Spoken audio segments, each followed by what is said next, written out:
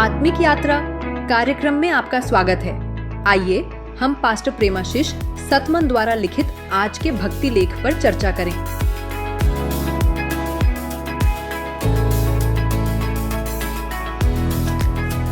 Praise the Lord. आज हम एक बहुत ही दिलचस्प लेख पर चर्चा करने वाले हैं। ये पास्टर प्रेमाशीष सतमन का लिखा हुआ है और इसका शीर्षक है निश्चय ही वह तुम्हें छुड़ाएगा। और इसकी शुरुआत ही एक बहुत गहरे सवाल से होती है ना, कि ये जो दुनिया है इतनी उलझी हुई, क्या इसमें कोई रास्ता भी है? Praise the Lord. हाँ बिल्कुल, सवाल बहुत मौलिक है और अच्छी बात यह है कि लेख का जो मुख्य संदेश है वो आशा से भरा हुआ है। ये आधारित है भजन संहिता 91 के 3 पद पर कि परमेश्वर हमें निश्चित रूप से शैतान के जाल से छुड़ाएगा। हाँ, निश्चित रूप से, ये शब्द बहुत महत्वपूर्ण लगता है। लेकिन इससे पहले कि हम इस छुटकारे पर जाएं, लेख ये क्यों कहता है कि हमें इसकी जरूरत ही क्यों है? हम फंसे कहाँ हैं? देखिए, लेख की बुनियाद इसी बात पर है कि हम जिस दुनिया में रह रहे हैं वो टूटी हुई है, वो अपनी सही स्थिति में नहीं है। आदम की आज्ञा ना मानने की वजह से शैतान एक तरह से इस दुनिया का शासक बन बैठा और वो लगातार जाल बिछाता रहता है, हमें फंसाने के लिए, भटकाने के लिए। अच्छा, और इसीलिए शायद वो यूहन्ना 10:10 का जिक्र है कि चोर तो बस चोरी करने, घात करने और नष्ट करने ही आता है। तो क्या इसका मतलब ये है कि जो दुर्घटनाएं होती हैं, त्रासदियां, बीमारियां, ये सब उसी का हिस्सा है, शैतान के काम? लेख के अनुसार हाँ, ये बस यूं ही नहीं हो जाता, ये उस आध्यात्मिक लड़ाई का हिस्सा है जो उस दुनिया में चल रही है। शैतान को एक बहेलिया कहा गया है, पक्षी पकड़ने वाला शिकारी जो बहुत चालाकी से, धोखे से जाल बिछाता है। बहेलिया? हाँ। ये तस्वीर काफी गंभीर है और ये सुनकर शायद थोड़ी निराशा भी हो सकती है, खासकर जब हम दुनिया में देखते हैं। जैसे लेख में इजराइल और गाजा के संघर्ष का जिक्र है, ऐसा लगता है जैसे हर तरफ जाल ही जाल है। बिल्कुल, और लेख इस सच्चाई से मुंह नहीं मोड़ता। वो मानता है कि ये मुश्किलें हैं, लेकिन फौरन ही वो अच्छी खबर की तरफ ध्यान दिलाता है। खुशखबरी ये है कि यीशु मसीह वापस आ रहे हैं। और 1 कोरिन्थियों 15:26 का हवाला दिया गया है कि अंत में यीशु के सारे दुश्मन हार जाएंगे, यहाँ तक कि मौत भी, मृत्यु का भी नाश होगा।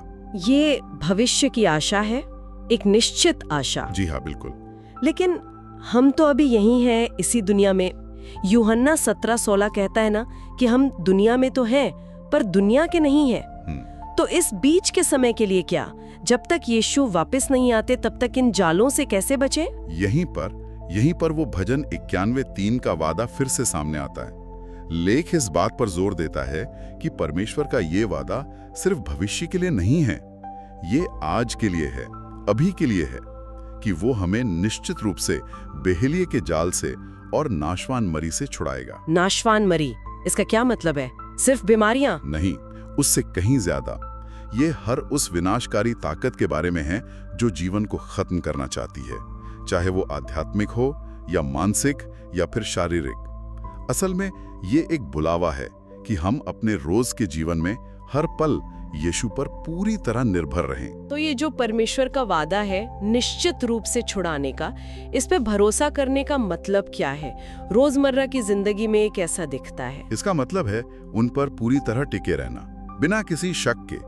लेख साफ कहता है कि सिर्फ यीशु ही हमारा सच्चा और पक्का आश्रय है, वही हमें हर खतरे से सुरक्षित रख सकते हैं। ये सिर्फ मान लेना नहीं है, बल्कि अपनी जिंदगी की लगाम पूरी तरह उनके हाथ में दे देना है। तो ये एक सक्रिय भरोसा है, सिर्फ इंतजार नहीं। हाँ बिल्कुल, हमें अपने उद्धारकर्ता, अपने परम रक्षक की बाहों में शांति और सुरक्षा ढूंढनी है, सक्रिय रूप से। तो कुल मिला के पास्टर प्रेमाशीष सतमन के इस लेख का सार यही है कि चाहे दुनिया में कितनी भी उथल पुथल क्यों ना हो, कितने भी खतरे क्यों ना हो, यीशु मसीह में विश्वास के जरिए सुरक्षा और छुटकारे की एक पक्की, एक निश्चित आशा है। ये सिर्फ हो सकता है वाली बात नहीं, ये वादा है। बिल्कुल सही। और ये हमें सोचने पर मजबूर करता है कि जब हम ये जानते हैं, ये आश्वासन हमारे पास है, तो फिर अपने रोज के जीवन में जब मुश्किलें आती हैं, जब वो जाल सामने दिखते हैं, तब परमेश्वर पर वो पूरा भरोसा असल में कैसा दिखता है, उसे जीना कैसा होता है। लेख हमें आज ही इसी पल उस भरोसे को आजमाने और उसमें जीने के लिए बुलाता है।